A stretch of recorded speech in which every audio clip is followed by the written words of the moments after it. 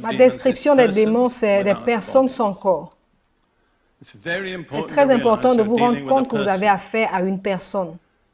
Et au début de mon ministère, je suis passé par une dépression intense qui venait sur moi et reposait sur moi comme un nuage obscur et m'accablait et qui m'empêchait de communiquer. Et je me suis battue avec cela. J'ai tout fait. J'ai prié, j'ai jeûné, je me suis considéré comme mort au péché. Je connaissais les Écritures. Et plus je priais et jeûnais, pire les choses étaient. Et je ne savais pas comment y remédier. Un jour, je lisais Ésaïe 61. Ésaïe 61. La Bible dit, au lieu d'un esprit abattu, j'ai reçu un vêtement de louange. Et le Saint-Esprit m'a parlé, il a dit, c'est ça ton problème, un esprit d'abattement ou de dépression. Et quand j'ai su que j'avais affaire à une personne et pas à moi-même, vous savez, depuis tout ce temps, je me reprochais moi-même.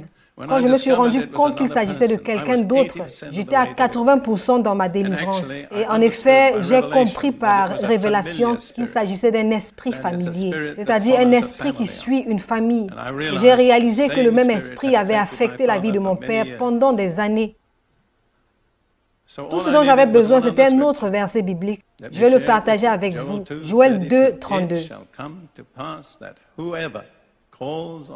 Alors quiconque invoquera le nom de l'Éternel sera sauvé. J'ai invoqué le nom de Jésus et j'ai été délivré. Et c'était comme si un aspirateur céleste était descendu sur mes épaules et a aspiré ces choses-là. Et je m'étais battue avec ces choses pendant des années, jusqu'au jour où j'ai reconnu qu'il ne s'agissait pas de moi-même, c'était une autre personne qui cherchait à m'affliger. Et je voudrais que vous compreniez qu'une fois que vous allez comprendre que vous avez affaire à une autre personne et pas à vous-même, vous serez environ à 80% dans votre délivrance.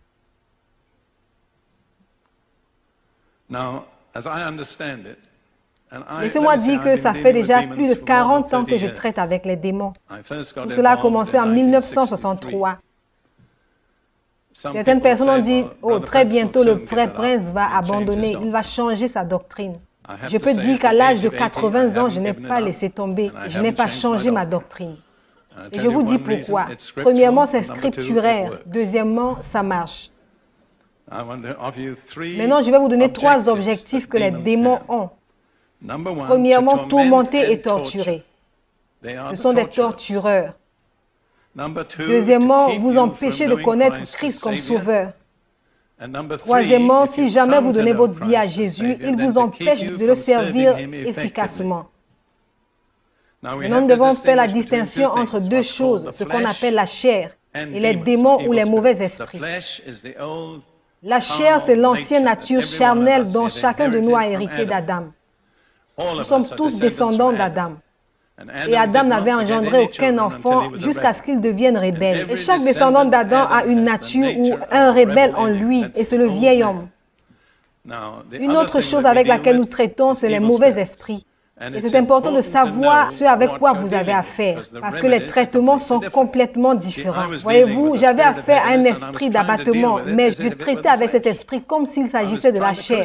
J'essayais de la crucifier, parce que c'est le traitement qu'on doit affliger à la chair. Mais on ne peut pas crucifier un démon, et on ne peut pas non plus chasser la chair. Vous devez savoir ce à quoi vous avez affaire. Un homme est venu me voir un jour, il m'a dit, frère prince, je voudrais que vous chassiez ce démon qui est en moi. J'ai demandé quel est ton problème. Il a commencé à m'expliquer comment il n'a pas de bonne relation avec sa femme. Et je lui ai dit, je ne pense pas que je serai en même de chasser cela de vous, c'est votre chair. Vous devez la crucifier. Alors nous avons besoin de savoir si nous avons affaire à la chair ou alors si on traite avec un démon. Et je vais vous donner une petite liste des caractéristiques des démons. Premièrement, ils incitent. Il n'y a personne ici au-delà de l'âge de 6 ans qui, à un moment donné, n'a pas été incité à faire le mal. La plupart du temps, c'est à travers des paroles. Tu vois un joli stylo quelque part, la voix te dit, prends-le. Personne ne le saura. Si tu perds ton stylo, les gens te feront la même chose. Tout ce qui vient à vous à travers des paroles vient d'une personne. Alors vous devez savoir que cette incitation vient d'une personne. Ça vient d'un démon. Deuxièmement, il harcèle. J'espère que c'est ce qui se dit en anglais. Je suis bilingue et je dois me rappeler de quelle langue je suis en train de parler. Peu importe, ce qu'ils font, c'est de harceler. J'ai un exemple dans ma tête qui n'est pas directement basé sur une expérience précise. Il s'agit d'un homme d'affaires qui a passé une très mauvaise journée au bureau. Tout s'est mal passé, le climatiseur n'était pas en marche, la secrétaire n'a pas bien saisi ses lettres et quand il était dans sa voiture pour rentrer à la maison, il s'est retrouvé dans des embouteillages sur l'autoroute. Il a passé 1 heure assis dans sa voiture à ne rien faire. Et finalement, une fois à la maison, il se rend compte que sa femme n'avait pas encore préparé le souper et les enfants allaient dans tous les sens en criant. Et en ce moment, il a pété les plombs. Il a perdu le contrôle. Il a commencé à crier. Et ce démon de la colère qu'il a suivi tout au long de la journée s'est infiltré. Et après cela, il devient une personne différente. Et après cet incident, il arrive des moments où quelque chose lui arrive et il fait du mal à des personnes qu'il aime le plus, sa femme et ses enfants. Et sa femme le regarde de temps en temps et voit quelque chose dans ses yeux, quelque chose qu'elle n'avait jamais vu.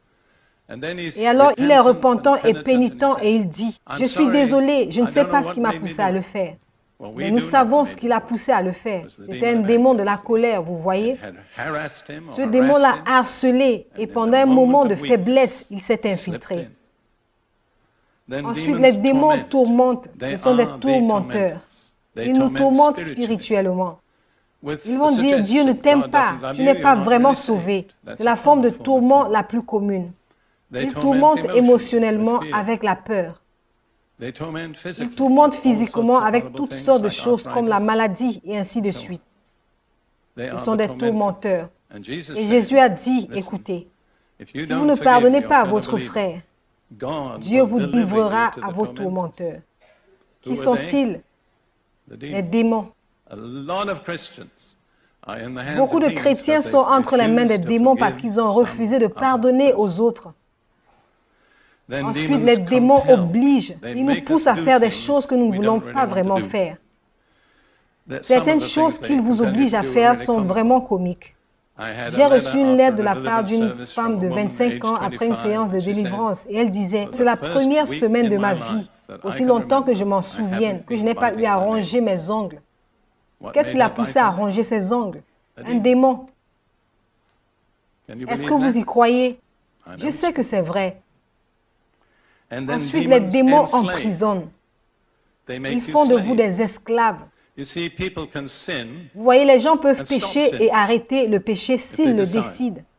Par exemple, un homme peut s'enivrer et ensuite il peut décider de ne plus s'enivrer et il arrête de boire. Il pêche, mais il n'est pas esclave. Mais un alcoolique est un homme qui ne peut pas arrêter de boire. Il est dans l'esclavage.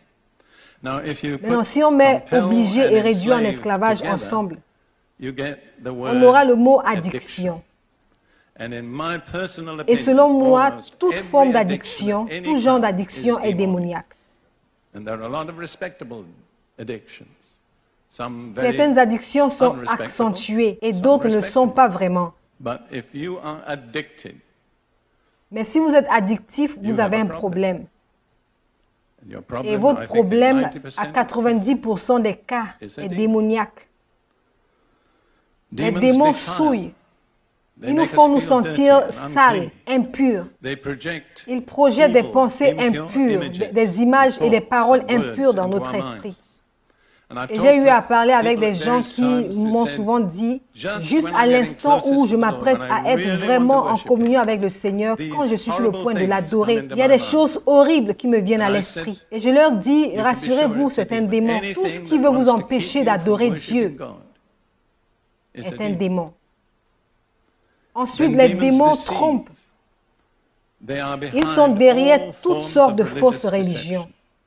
Paul a dit dans 1 Timothée chapitre 4, « Dans les derniers temps, quelques-uns abandonneront la foi. » Il s'agit des chrétiens.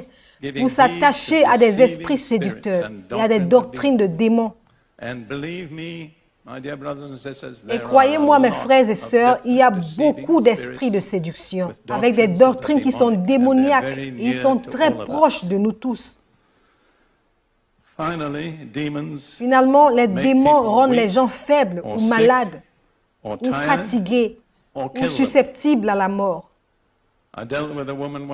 J'ai eu à traiter une fois avec une femme. C'est une situation remarquable. 72 démons différents sont sortis d'elle. C'était une femme respectable. C'était une infirmière professionnelle. Elle était charismatique. Elle aimait l'évangile. Mais elle avait en elle 72 démons. Je ne les comptais pas, mais il y a une dame qui faisait une liste de leurs noms. Cette délivrance a duré 5 heures. Au milieu de la délivrance, elle a dit « Je suis si fatiguée. Je ne peux pas continuer. Je ne peux plus le supporter. » Je me suis dit, oh pauvre femme, elle est vraiment fatiguée. Et le Seigneur m'a dit, c'est pas la femme qui parle, c'est le démon. J'ai dit, toi, esprit de fatigue, sors de cette femme. Et cet esprit a dit, c'est pas la femme qui parlait, il a dit, elle est tout le temps fatiguée. Elle est fatiguée quand elle se lève, elle est fatiguée quand elle va au lit. Elle est trop fatiguée pour lire la Bible, elle est trop fatiguée pour prier. Lorsque cet esprit de fatigue l'a quittée, elle n'était plus fatiguée. Nous avons terminé la délivrance. Les démons peuvent vous mettre au sommeil. Il y a un esprit de sommeil auquel la Bible fait référence dans l'Ancien comme dans le Nouveau Testament. Avez-vous déjà réalisé que vous pouvez vous asseoir jusqu'à 2 heures du matin à regarder quelque chose que vous ne devriez pas regarder à la télé? Mais alors, si vous décidez de lire la Bible, le sommeil va vous prendre au bout de 10 minutes. Est-ce que c'est vrai? Ce n'est pas naturel. Il y a quelque chose autour de toi qui n'a pas de problème aussi longtemps que tu vas regarder la télé. Et en fait, cette chose veut que tu regardes la télé, mais cette chose n'est pas d'accord que tu lises la Bible ou que tu pries. Il s'agit là de quelques activités des démons. Maintenant, les domaines principaux dans lesquels ils opèrent. J'ai dû le faire de façon très condensée. Je suis en train d'écrire un livre à ce sujet. Viens vouloir prier pour moi. Ce n'est pas un livre facile à écrire. J'ai découvert qu'il y a environ 10 types de démons ou de mauvais esprits qui sont mentionnés dans l'Ancien Testament et environ 20 dans le Nouveau Testament. Ça fait un total de 30. Mais ce n'est qu'un petit échantillon. Il y a des centaines de différents types de démons. Les domaines principaux auxquels il s'attaque, je crois que c'est les émotions et les attitudes. Et derrière toute émotion ou attitude négative se trouve un démon correspondant. Cela ne veut pas dire que vous avez un démon, mais cela veut dire qu'il y a des démons qui cherchent à vous avoir. Par exemple, vous pouvez être en colère et ce n'est pas un démon. C'est juste vous, votre chair. Mais quand vous vous mettez en colère et vous n'arrivez pas à vous contrôler, et quand vous vous mettez en colère, même quand vous ne voulez pas être en colère, ça c'est un démon. Laissez-moi vous donner la liste de certains des noms les plus communs avec lesquels j'ai eu à traiter. Et un autre fait sur les démons, c'est qu'ils opèrent en gang. Lorsqu'un démon entre, il ouvre la porte pour le démon suivant. Et si vous trouvez un démon en particulier, vous pouvez toujours chercher leurs compagnons. Nous allons les citer. Premièrement, l'orgueil, la rébellion. La rébellion suit presque toujours l'orgueil. Ensuite, la sorcellerie ou l'occultisme. Parce que 1 Samuel 15, verset 23 dit, la Bible dit que la rébellion est comme le péché de la sorcellerie. Partout où vous allez trouver la rébellion, cherchez aussi la sorcellerie. Le plus grand exemple pour ce cas, c'est un groupe de jeunes gens aux États-Unis dans les années 1960. Presque toute une génération est entrée dans la rébellion. Et presque chacun d'entre eux s'est retrouvé dans l'occultisme. Parce que la rébellion est semblable au péché de la sorcellerie. Mais je rends grâce à Dieu parce que j'ai vu certains d'entre eux qui ont été glorieusement délivrés. Mais j'ai retenu une leçon. Et l'un des esprits les plus communs, c'est l'esprit de peur. Paul a dit que ce n'est pas un esprit de peur que Dieu nous a donné. Alors ça ne vient pas de Dieu. Pourtant, la peur, c'est quelque chose à laquelle nous ouvrons la porte très facilement. Et cela est suivi par autre chose, comme le rejet. L'un des problèmes émotionnels les plus communs dans l'Église et dans le monde aujourd'hui, c'est le rejet. C'est le fait de se sentir indigne, inutile. Personne ne m'aime vraiment. Je dirais de par ma propre observation, environ 20% des personnes de la confession chrétienne que j'ai eu à rencontrer jusqu'aujourd'hui ont besoin de la délivrance de l'esprit de rejet. C'est en réalité dû à la division des familles. Parce que les choses qui donnent à un enfant un sens de sécurité, c'est l'amour et l'attention d'un père. Et lorsque cela manque, il y a quelque chose qui crie en eux. Je ne sais pas qui je suis, je ne me sens pas en sécurité. Je ne sais pas si les gens m'aiment vraiment. Je vais vous dire quelque chose. Jésus vous aime vraiment. Mais le diable va tout faire pour vous convaincre que Jésus aime tout le monde sauf vous. Tous ceux d'entre vous, et cela doit émaner de votre propre décision, tous ceux d'entre vous qui pensent qu'ils ont besoin de délivrance et que vous voulez la recevoir aujourd'hui, ce soir, je voudrais que vous vous mettiez debout et je vais vous conduire dans une prière. Si vous sentez que vous avez besoin de délivrance, ne vous sentez pas embarrassé, levez-vous.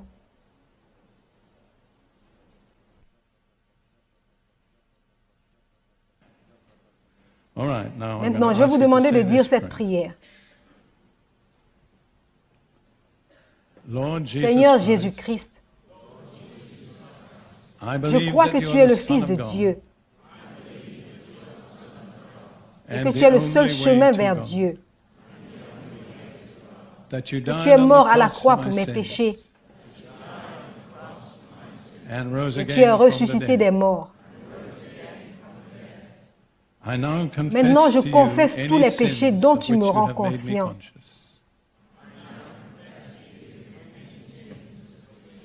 Tous les péchés commis par mes ancêtres. Maintenant, prenez un peu de temps et soyez aussi profond que vous le pouvez. Confessez tout ce que le Saint-Esprit vous mettra à cœur. Faites-le calmement. Vous n'avez pas besoin de le dire à qui que ce soit. Alors nous allons continuer maintenant. La chose suivante, c'est la repentance. Seigneur, je me repens de tous les péchés que j'ai jamais commis. Je les déteste et je me détourne d'eux. Je me retourne vers toi, Seigneur Jésus, pour ta miséricorde et ton pardon. Si j'étais impliqué dans l'occultisme, je me repens et j'y renonce et je m'en sépare par le sang de Jésus. Si j'ai des objets occultiques en ma possession, je prends l'engagement de m'en débarrasser. Maintenant, la chose suivante, c'est pardonner les autres. Seigneur, je pardonne à toute personne qui a eu à me faire du mal.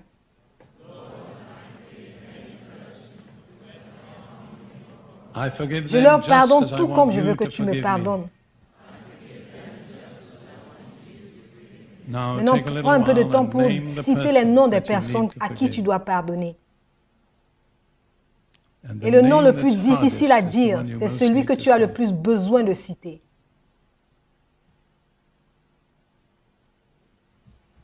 Nous allons continuer. Seigneur, au mieux de mes capacités, j'ai rempli tes conditions. Et maintenant, je revendique tes promesses.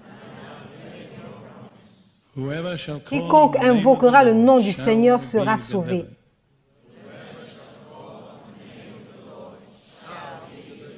Je t'invoque maintenant, au nom du Seigneur Jésus. Délivre-moi de tout mauvais esprit. Je les déteste. Ils ne sont pas mes amis. Ils sont mes ennemis. Je les ordonne de me quitter maintenant. Au nom de Jésus. Maintenant, laissez-les partir. Je vais leur ordonner de partir. Ne priez plus, débarrassez-vous-en. Maintenant, au nom de Jésus-Christ, sous l'autorité et le leadership de cette conférence, je me lève contre tout mauvais esprit auquel on a renoncé au nom de Jésus-Christ. Je les ordonne de sortir. Relâchez-les. Allez-vous-en de leur vie. Au nom de Jésus, laissez-les partir. Lâchez-les. Vous avez été vaincus par le sang de Jésus. Vous avez été vaincus par le sang de Jésus. Jésus-Christ est Seigneur dans ce rassemblement. Vous devez obéir à la parole de Dieu. Vous devez obéir aux serviteurs de Dieu. Satan, au nom de Jésus, tous tes démons, toi et tous tes démons, vous devez partir au nom de Jésus.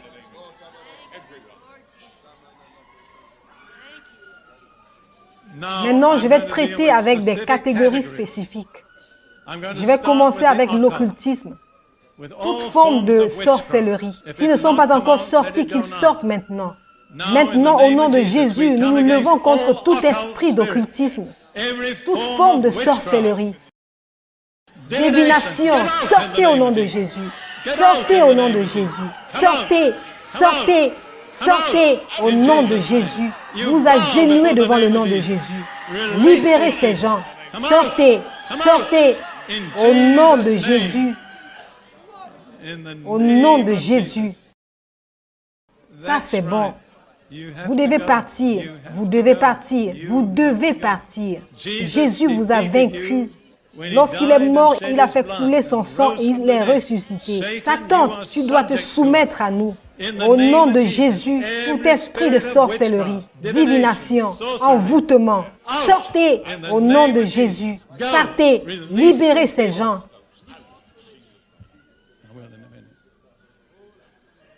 Tout esprit de force de religion, sortez au nom de Jésus. Vous devez partir. Vous devez partir.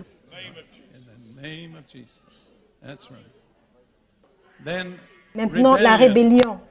Il y a plusieurs d'entre vous, jeunes gens ici ce soir. Vous avez un esprit de rébellion. Sortez. Sortez. Au nom de Jésus. Quittez-les. Au nom de Jésus. Amen.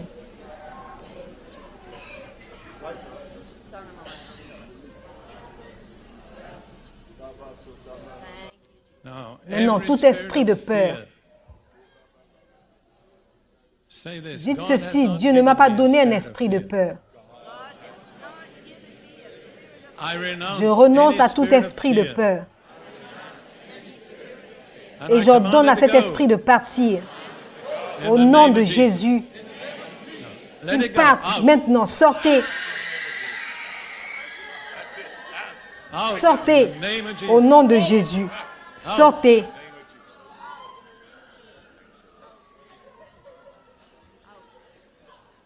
Sortez. Sortez. Ça, c'est bon. Déteste-le. Déteste cet esprit. Déteste-le. Il n'est pas ton ami. Tout esprit de douleur. Sortez. Au nom de Jésus.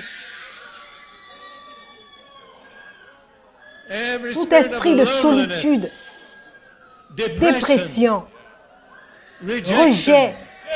Sortez. Tout esprit de suicide, sortez.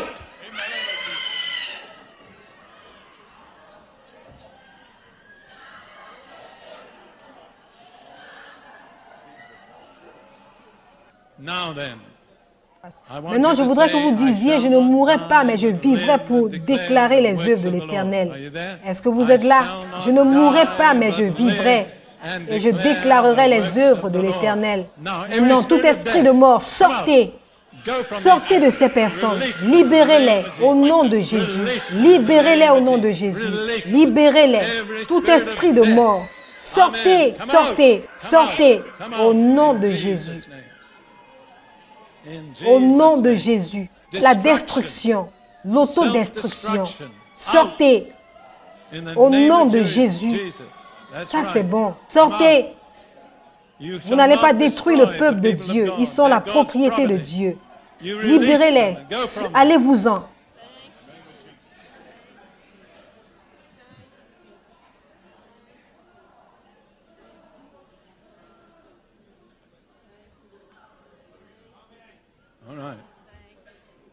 Maintenant, nous allons traiter avec la rancœur. Tout esprit de rancœur, sortez. Tout esprit de rancœur. Au nom de Jésus, libérez ces gens. Allez-vous-en. Au nom de Jésus. Impardon, colère, haine, violence, meurtre, sortez. Au nom de Jésus. Esprit de meurtre, mets-toi à genoux au nom de Jésus. Sors.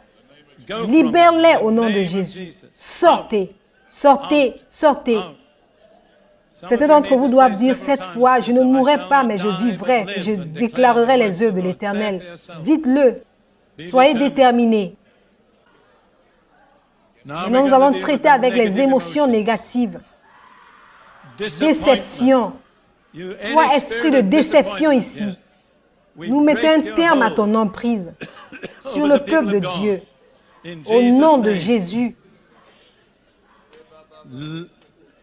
Solitude, misère, dépression, autodestruction. Sortez, spécialement la dépression. Sortez. Libérez-les au nom de Jésus. Libérez-les au nom de Jésus.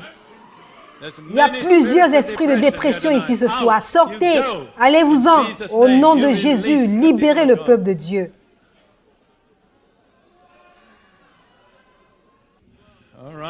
Nous allons traiter avec les esprits qui affectent la pensée.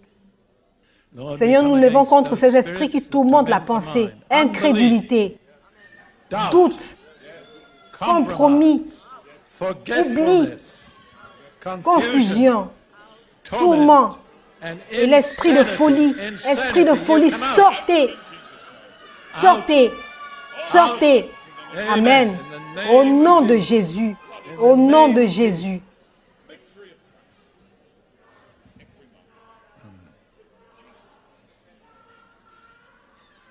Je vais me lever encore contre la folie.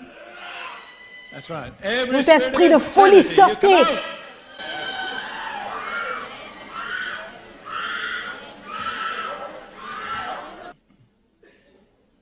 Nous allons traiter maintenant avec la langue. Tout esprit de mensonge, sortez. Pas seulement l'esprit qui vous pousse à mentir, mais l'esprit qui vous ment. Il vous dit que Dieu ne vous aime pas, que vous ne pouvez pas être guéri. Il n'y a pas d'espoir pour vous. C'est un esprit de mensonge. Renoncez à cet esprit au nom de Jésus. Tout esprit de fausse maladie qui fait croire aux personnes guéries qu'elles sont toujours malades, libérez-les au nom de Jésus. Libérez-les. Sortez de leur vie au nom de Jésus.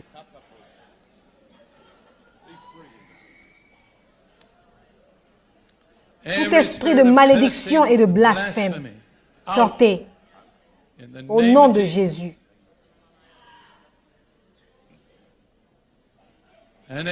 Et tout esprit de commérage et de critique, sortez. Humiliez-vous. Tu es un commère, tu es un colporteur. Et Dieu déteste les colporteurs. Il n'y a pas de place pour toi au ciel, à moins que tu n'y renonces et que tu reçoives la délivrance. Dieu déteste les personnes qui sèment la discorde entre les frères. Et premièrement, nous allons commencer par la masturbation. Tout esprit de masturbation, au nom de Jésus, libérez ces gens, libérez-les. Libérez leurs doigts, libérez leurs mains, libérez leurs organes sexuels au nom de Jésus. Sortez, sortez, ne soyez pas orgueilleux, ne soyez pas orgueilleux. Si ça se trouve sur tes doigts, secoue-le, laisse-le partir. Au nom de Jésus, au nom de Jésus. Vous devez détester cela. Ce n'est pas votre ami, c'est votre ennemi. Ça c'est bon. Laissez-les partir au nom de Jésus, par le sang de Jésus. Soyez déterminés, soyez absolument déterminés. Vous n'allez plus jamais le tolérer. Cela n'a aucune place en vous. Votre corps a été racheté par le sang de Jésus. Tout esprit de pornographie, et il y en a plusieurs ici ce soir, qui sont liés par l'esprit de pornographie.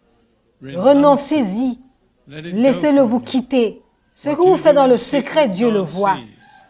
Il n'y a pas de secret avec Dieu. Certains d'entre vous vont à l'église, mais vous regardez les films pornographiques. Sortez! Renoncez-y. Renoncez-y. Au nom de Jésus. Amen. Prenons un moment pour dire merci à Dieu pour tout ce qu'il a fait. Merci Seigneur.